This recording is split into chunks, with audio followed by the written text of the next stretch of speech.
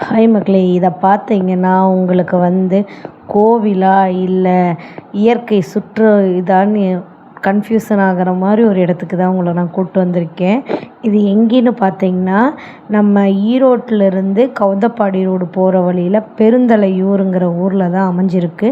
இது ஸ்ரீ கன்னிமார் கோவில் நந்தவனம்னு சொல்லுவாங்க.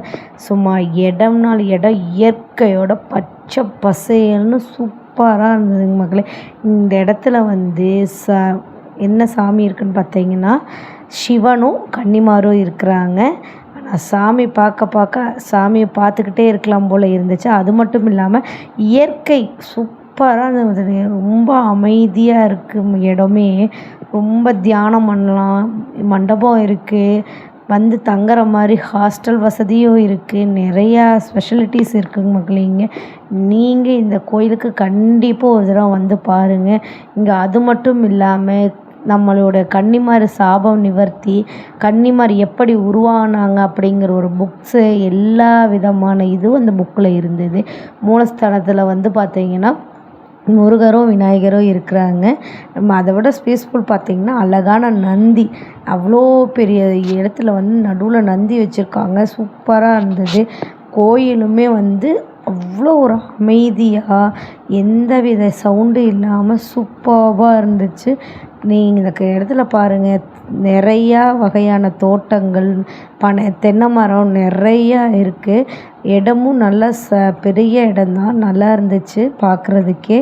இங்கே இன்னொரு ஸ்பெஷல் என்னன்னு பார்த்தீங்கன்னு வச்சுக்கோங்களேன், இந்த இடத்துல 21 நட்சத்திரத்துக்கும் 21 மரங்கள் நட்டு வச்சுருக்காங்க. ஒவ்வொரு மரத்துக்கும் என்ன மரம், என்ன சுவாமி, அவங்களுக்கு என்னென்ன அதிர்ஷ்டம் அது இருக்குது. அதே மாதிரி குழந்தைங்கள கூட்டிகிட்டு வந்தால் குழந்தைங்களுக்கு விளையாடுற பார்க்கு, கார்டன் வசதி, அது இல்லாமல் நீர்வீழ்ச்சி ஒன்று இருக்குது. சூப்பராக இருக்குது. இந்த அருவி தாங்க ஹைலைட்டு. நாங்கள் போகும்போது தண்ணி போடலை. இதுக்கு நான் 500 ரூபா கட்டுனா 1 மணி நேரத்துக்கு தண்ணி போட்டு விடுறாங்க. குளிச்சுட்டு போகலான்னு சொன்னாங்க. நாங்கள் குளிக்கலை. ஆனால் இடம் பார்க்குறக்கு அவ்வளோ ஒரு பச்சை பசேல்னு சூப்பராக இருக்குங்க மக்களே. வந்தீங்கன்னா கார்டன் பார்த்திங்கன்னா எல்லா விதமான பூக்களுமே இருக்குது. கார்டனுமே அவ்வளோ ஒரு சூப்பராக இருக்குது. ஆனால் இது மெயின்டைன் பண்ணுறது தாங்க ஹைலைட்டு. எந்த ஒரு கசகசப்பு, இந்த அங்கே இங்கே குப்பை கிடக்கிறது, இந்த மாதிரி எந்த ஒரு இதுவுமே கிடையாது. சூப்பராக இருந்துச்சு இடம். இடத்துக்கு நம்ம போனோம்னா காலையிலேருந்து ஈவினிங் வரைக்கும் நம்ம அங்கேயே இருக்கலாம் போல் இருக்கும்.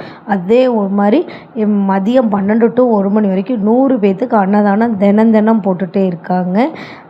அதே மாதிரி மகா சிவராத்திரி அன்னைக்கு இங்கே பெரிய யாகம் நடத்தி சிவனை வழிபடுறாங்க. அமாவாசை பௌர்ணமிக்கு சிறப்பு பூஜைகளும் இந்த இடத்துல நடத்துகிறாங்க. ஸோ இதோட இன்னொரு ஹைலைட் என்னென்னா, கோயிலுக்கு பின்புறம் ஒரு ஓடை ஓடுதுங்க. அப்படியே ஒரு ஜில்னஸ்ஸாக போனோமா, நல்லா ஜில்லுன்னு அதில் கொஞ்சம் நேரம் விளாண்டுட்டு சாமி கும்பிட்டு சுற்றி பார்த்துட்டு வரக்கு செம்மையான பிளேஸுங்க. 1 டே ட்ரிப்பு போடுறீங்கன்னா கண்டிப்பாக 1 டே ட்ரிப்புக்கு வர்த்துன்னு தான் நான் சொல்லுவேன். ஆடு, மாடு, கோழி, வாத்துன்னு சொல்லிட்டு நிறையா விதமான விலங்குகளும் இங்கே இருக்குங்க. பாருங்கள். இந்த இடத்துக்கு போயிருந்தால் கமெண்ட்டில் சொல்லுங்கள். தேங்க்யூ.